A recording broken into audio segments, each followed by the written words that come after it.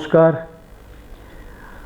এখন এই মুহূর্তে কলকাতা শহরে তথা পশ্চিমবাংলায় বিশেষ করে একটা চিন্তার ব্যাপার ঘটছে স্বাস্থ্য কেন্দ্রিক আর কি। সেটা হচ্ছে সর্দি, কাশি, জ্বর, গলা ব্যথা, এইগুলো একটি অসুখ সমস্ত রকম বয়সের মানুষদের হচ্ছে, বিশেষ করে বাচ্চাদের হওয়ার জন্য সবাই খুব চিন্তিত এবং সেখানে শিশু মৃত্যুটাও হচ্ছে এবং মৃত্যুর হার কিছু কম নয়, কিন্তু খুব নগণ্য নয়, উড়িয়ে দেওয়ার মতো নয়। সেই জন্যই চিন্তার কারণ হচ্ছে যে এই বিষয়ে আমরা আজকে একটু আলোচনা করব এবং এটা কেন হচ্ছে, কি কি কারণ হতে পারে, কি করা যায়। দেখুন, এই যে সর্দি, কাশি, জ্বর, এটা আমরা প্রতি বছরই সিজন চেঞ্জের সময় ঘটনাগুলো ঘটে, সেটা আমরা জানি। আমরা বছর বছর ধরে, যুগ যুগ ধরে আমরা দেখে আসছি। ওই একটু সর্দি জ্বর হলো, সিজনাল ফ্লু বা সিজনাল ফিভার হলো, 2-4 দিন 5 দিন রইল, তারপরে চলে যায়। আর এটাও আমরা দেখি যে একজন অসুখ নিয়ে বাড়িতে এলে বাড়িতে আর 2-4 জন 5 জন সবাইকারই হয়ে যায়। এটাতে আমরা খুব অভ্যস্ত, এটাতে কোনো ব্যতিক্রম কিছু নয়, এগুলো ব্যতিক্রমীও নয়। কিন্তু এই বছর যেটা আমাদের চিন্তার কারণ হচ্ছে দুটো জিনিস। একটা হচ্ছে যেটা আগে বললাম, বাচ্চা বড় সবাইকারই হচ্ছে, আগেও হয়েছে তাই, কিন্তু যেটা ব্যতিক্রমী ঘটনা সেটা হচ্ছে শিশু মৃত্যু। খুব নগণ্য হারে নয়, যথেষ্ট পরিমাণে শিশু মৃত্যু ঘটছে। এবং দ্বিতীয় হচ্ছে, বিশেষ করে বড়দের ক্ষেত্রে একটা বাজে রকমের কাশি হচ্ছে। এই কাশিটা সাংঘাতিক আকার ধারণ করছে। যখন অ্যাকিউট ফেজে, যখন নাকি খুব প্রথমের দিকে খুব বাড়াবাড়ি ভীষণ কাশি, একেবারে সে এমন কাশতে কাশতে পেটে ব্যথা, বুকে ব্যথা, কারো কারো কাশতে কাশতে বমি হয়ে যাচ্ছে। এবং এই কাশিটা পরবর্তী কয়েকদিনের মধ্যে তার মাত্রাটা কমলেও কিন্তু থেকে যাচ্ছে সপ্তাহের পর সপ্তাহ, এমনকি কোনো কোনো ক্ষেত্রে দেখা যাচ্ছে 1.5 মাস, 2 মাস, 3 মাস পর্যন্ত এই কাশি থেকে যাচ্ছে। সেই সব রুগী আমাদের কাছে এখন আসছে। এখন এটা নিয়ে চর্চা করতে গেলে যেটা উঠে আসবে, প্রথম যেটা উঠে আসবে, সবাই যারা দর্শক আপনারা দেখছেন, আপনারা বলবেন, হ্যাঁ ডাক্তার, এই তো অ্যাডিনো ভাইরাস হয়েছে, অ্যাডিনো ভাইরাস থেকে হচ্ছে। কথাটা খুব কম বলা হয়, সেক্ষেত্রে আমরা যদি অ্যাডিনো ভাইরাস বলি কম বলা হয়। তার পাল্টা প্রশ্ন হচ্ছে, তো জানলেন কি করে অ্যাডিনো ভাইরাস হয়েছে বলে? অ্যাডিনো ভাইরাসের কি টেস্ট সবাইকার ক্ষেত্রে করা হচ্ছে?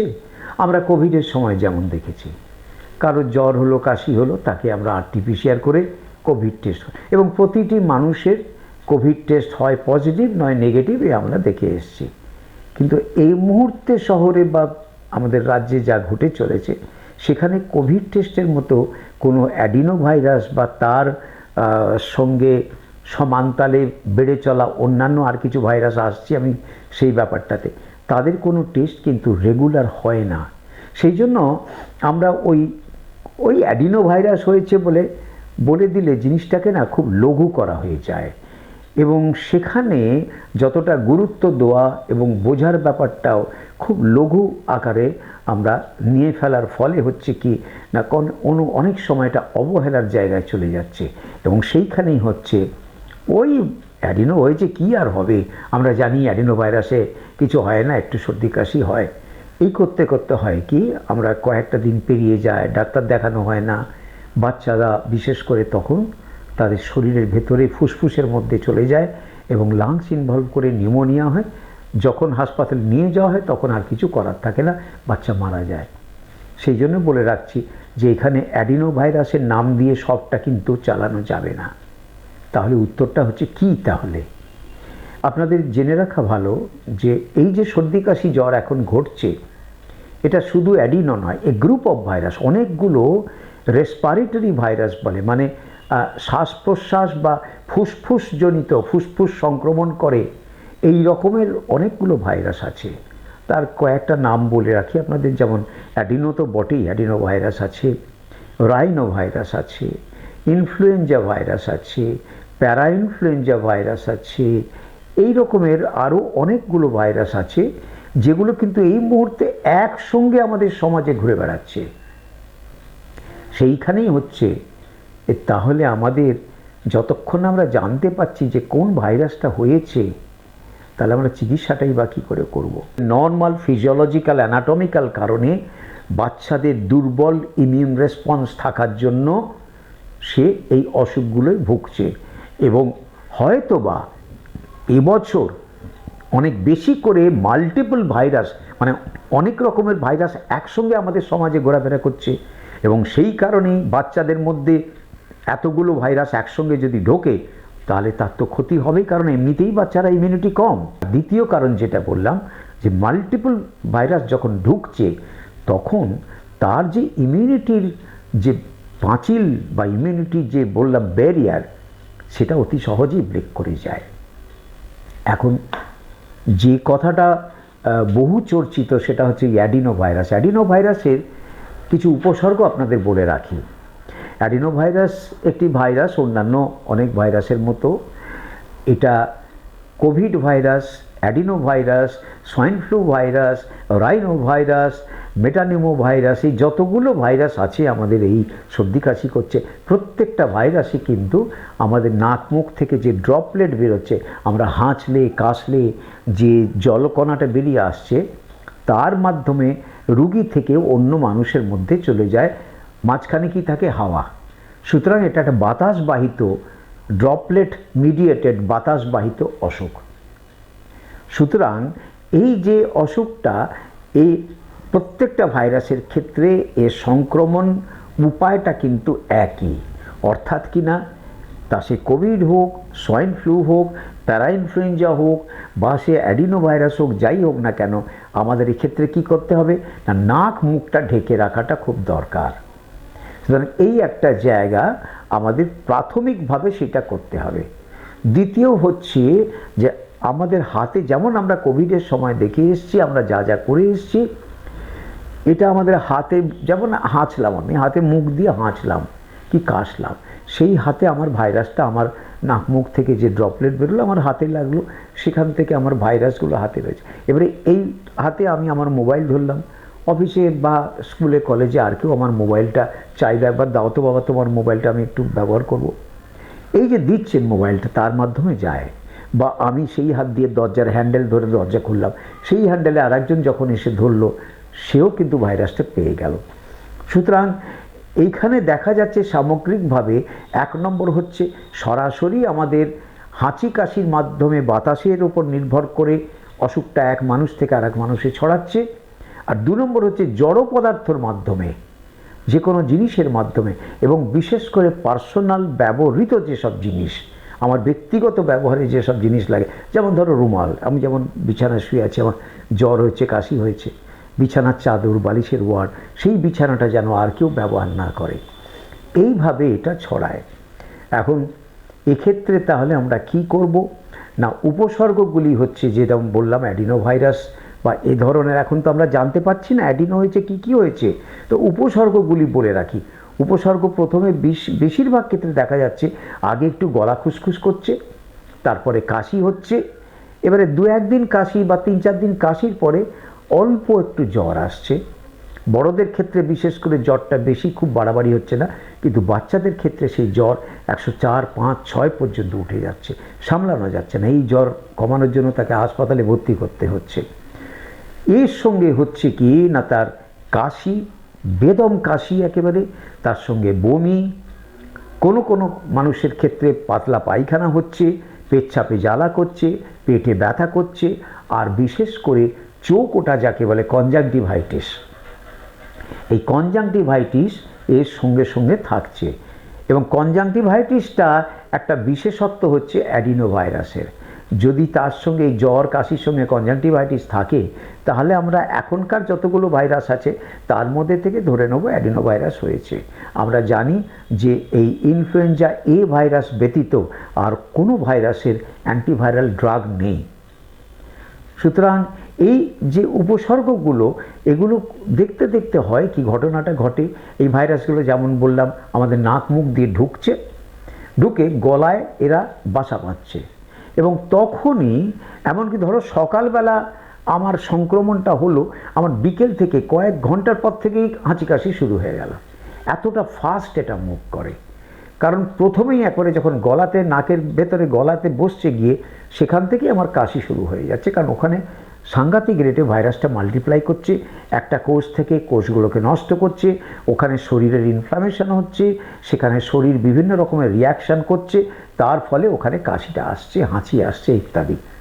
এবং এই যে ঘটনাটা, এটা কয়েকদিন থাকতে থাকতে এই ভাইরাসটা তারপরে আস্তে আস্তে আমাদের শরীরের ভেতরে ঢুকছে। সেই কারণে প্রথম অবস্থায় যখন তারা গলায় আছে তখন কিন্তু জ্বর আসছে না, যখন শরীরের ভেতরে ঢুকছে, আরও ভেতরে গভীরে ফুসফুসের মধ্যে বা রক্তে চলে যাচ্ছে, তখন গিয়ে তার জ্বর আসছে। এবং এই কারণেই বেশিরভাগ ক্ষেত্রে দেখা যাচ্ছে সর্দি কাশি দিয়ে শুরু করে তারপরে জ্বর আসছে। এবং জ্বর আসা মানে জানবে যে ভাইরাসটা শরীরের আরও গভীরে ঢুকে গেছে, এবং সেইটাই খারাপ জায়গা। সুতরাং যখনই এরকম হবে সেইখানে দয়া করে ডাক্তার দেখান, বিশেষ করে বাচ্চাদের ক্ষেত্রে। এইখানে আপনাদের খালি আমি আর কয়েকটা কথা বলি। এটা হচ্ছে এই যে সামগ্রিকভাবে আমরা যে পরিস্থিতিটা দেখলাম, এটা মূলত কোভিডের মতো ড্রপলেট ইনফেকশনে ছড়ায় এবং বিভিন্ন জড় পদার্থের মাধ্যমে ছড়ায়। তার মানে কি, এক মানুষ থেকে আরেক মানুষে ছড়াবেই।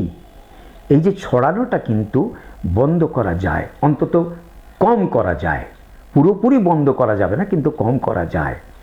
দুটো কারণে আপনাদের সামাজিক দায়িত্ব দুটো।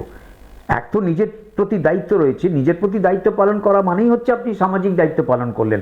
কারণ আপনি তো অসুখটা ছড়াবেন মশাই। আপনার মধ্যে যদি ভাইরাসটা ঢুকলো তাহলে আপনি আরেকজনকে ছড়াবেন। সেই জন্য প্রথম কাজ হচ্ছে আপনার মধ্যে যাতে ভাইরাসটা না ঢুকে কি করবেন?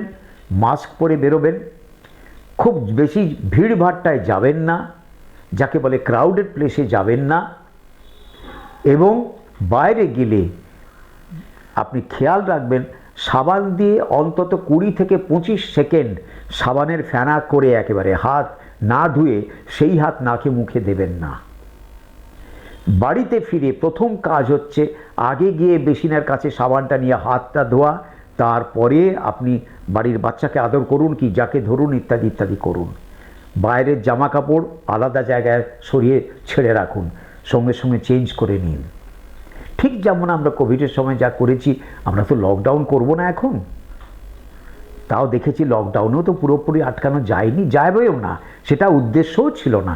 লকডাউনে এটাকে কমানোর উদ্দেশ্য ছিল, অসুখটাকে সরিয়ে দেওয়ার, একেবারে নির্মূল করার উদ্দেশ্য কোনোদিনই ছিল না। তো এখানেও তাই আপনারা সেটা কম করতে পারেন। এবারে দ্বিতীয় হচ্ছে, ধরুন যদি আপনি আক্রান্ত হলেন, তাহলে আপনার থেকে তো অন্যদের মধ্যে ছড়াবে, আপনার বাড়ির মধ্যে অন্যদের মধ্যে ছড়াবে। সেখানে কি করবেন তাহলে? যখনই কারোর হচ্ছে বাড়িতে, বাচ্চা হলে তাকে স্কুলে ছাড়বেন না, যতক্ষণ না সে ভালো হচ্ছে ততক্ষণ স্কুলে যাবেন না। বড়রা অফিস কাছারি কলেজ ইত্যাদি যাবেন না। বিশ্রাম করুন, পুরোপুরি বিশ্রাম, নর্মাল খাওয়া দাওয়া করবেন, একদম নর্মাল খাওয়া দাওয়া করবেন।